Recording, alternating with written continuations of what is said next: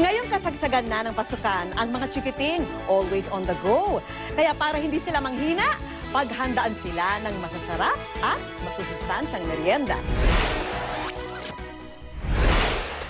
Ang katawan parang debateryang kagamitan.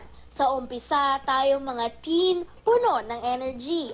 Pero dahil sa non-stop na paggamit nito, ang lakas ng ating katawan unti-unting nababawasan. Para ma-recharge ang body, kailangan ng mga energy-boosting food. Basically, tatlo lang ang sources natin ng energy. O itinatawag na energy-giving food, tatlo lang yon: carbohydrates, protein, at saka fats. Kung makikita mo, may bananas ka, may tortilla wraps ka, tsaka may peanut butter tayo, magkaka-complement ang lasa niyan. At lahat yan, pinagkukunan ng energy. Ilatag ang tortilla wrap at pahiran ito ng peanut butter. Ang peanut butter daw ay makakatulong para madaling kumapit ang tortilla wrap pag nirolyo ito. Kunin ang rich in vitamin B complex na saging at ipalaman sa wrap. Hiwain ito into bite-sized pieces. Tip ni Chef, huwag i-expose ng matagal ang tortilla wrap sa hangin para hindi ito kumunat at madali itong mahiwa. Ayan, at ready na ang ating healthy snack. Yung tortilla wraps natin is made of flour. Ang flour ay carbohydrates. Ang banana is a fruit, carbohydrates din yan. In fact, 10 grams of 40 calories worth ang isang banana. Tapos yung peanuts natin naman, mayroon niyang fat. So yung tatlong yun, pinanggagalingan ng energy. Isa pang prutas ang bibida sa ating pangalawang snack, ang orange cream graham. Bukod sa orange, kailangan ng graham crackers, mani at whipped cream. Hiwain sa gitna ang orange. Dito ilagay ang whipped cream. Pwedeng gumamit ng kutsara para isalin ito. Mababalanse daw ng whipped cream ang asim ng orange. Ibudbud sa paligid nito ang mani, tsaka itusok sa whipped cream ang pinirasong graham crackers. Tapos ilagyan din natin ng mani. It's packed with protein, tapos mayaman ng mani sa omega-3 and omega-6 fatty acids na kailangan ng mga bata for better brain functioning. Tapos meron din tayong graham na yun ang source natin ng carbohydrates.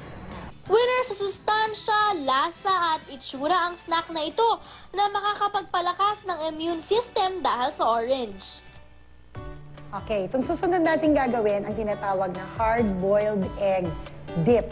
Kasi ang gagawin natin sa itlog, yung nakaugalian natin na binoboil lang siya, tapos kinakain as is, dadagdagan pa natin ng sustansya na hindi naman high ang calorie value.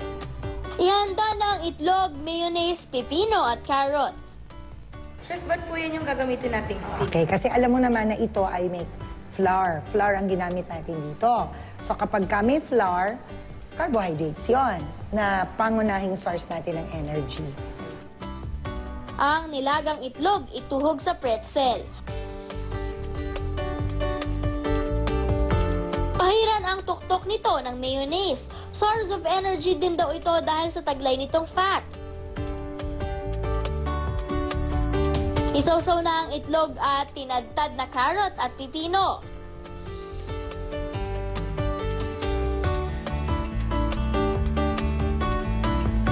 Ready na ang makulay na hard-boiled egg dip. Di ba yung itlog may dalawang parts? Yung egg yolk at saka yung egg white. Yung puti, yun yung protein. Yung pula, yun yung fat. Parehong pinanggagalingan ng energy. Pero may vitamin B din yan. Okay, may vitamin B, yung mga gulay din na ginagamit natin, may vitamin B yan, yun ang booster natin.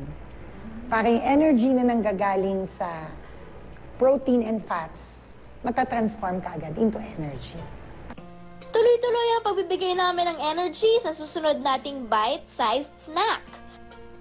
Ito naman yung tinatawag nating energy balls kasi balls lang siya, maliliit na balls lang siya, pero power-packed.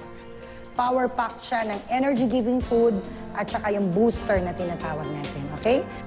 Ihanda na ang oats, cereal graham crackers, nuts, choco chips, squash seeds, vanilla at peanut butter.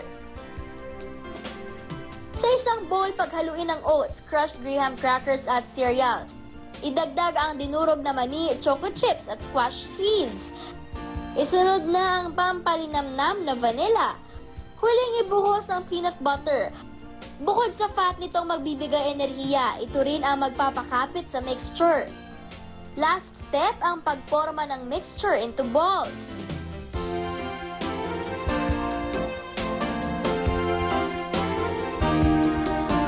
Okay, Iha? Tapos na yung ating power balls. Ito, mas masarap gawin mo ngayon, tapos after 2 or 3 hours mo siya kainin. Kailangan to chilled para crunchy. Pwede rin po siya kainin na ng ganyan na. Pwedeng kainin na ng ganito, hindi naman to matutunaw. Ang mga snack na ito may dagdag pang good news dahil ang mga ito low in calories pero big in energy, kaya perfect din ito para kay mommy. Sa tulong ng mga energy boosting snack na ito, full bath na ang ating body, happy pa ang ating tummy.